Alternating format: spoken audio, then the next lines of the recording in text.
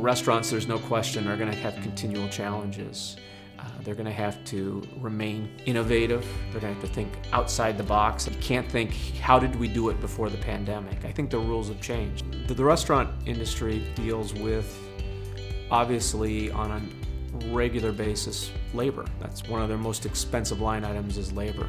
It's going to get more expensive as we move forward on the basis that in order to get people to come back, most restaurants have had to raise their hourly rate, try to entice people to come back. And restaurants are going to have to become creative with how they're going to compensate their staff. To an extent, it may be a balancing of things, but the bottom line is restaurants are going to have to look, what do we need to do in order to make sure that we're going to have staff in order to service?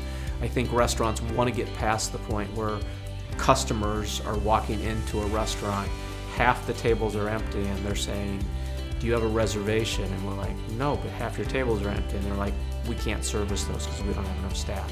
Restaurants want to get past that, and they're hoping they're going to get past that. Our job is to be able to help collaborate with them so we can help them be creative with how they're trying to bring staff back and trying to get themselves back to as close to a normal position as possible. I think restaurants did a wonderful job during the pandemic of figuring out how to do curbside pickup. That was a creative approach. They have to continue to do as much as they can on the curbside pickup as they open up their restaurants and outdoor dining. They can really have positive impact on their bottom line if they are able to keep all of these elements active and working.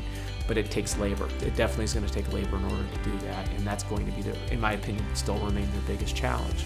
At the same time, the other challenge they're going to have is supply.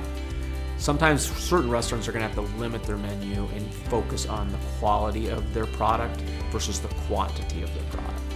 And that's going to be a continual thing that restaurant owners are going to have to look at is maybe we need to understand where our strengths are and focus on our strengths.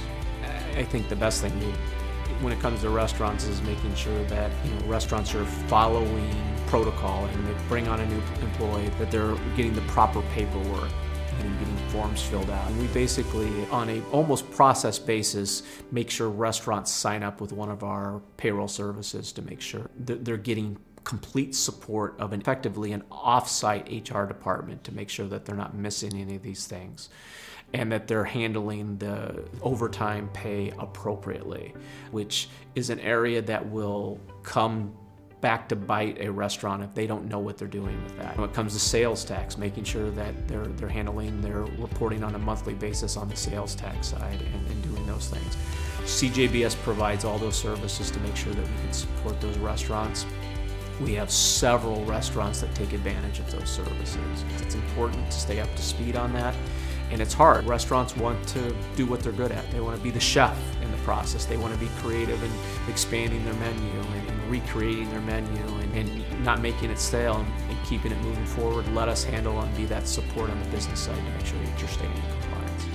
I think restaurants in general have a connection to their community. I would say what we want to do is help support to make sure that connection can be long-lasting.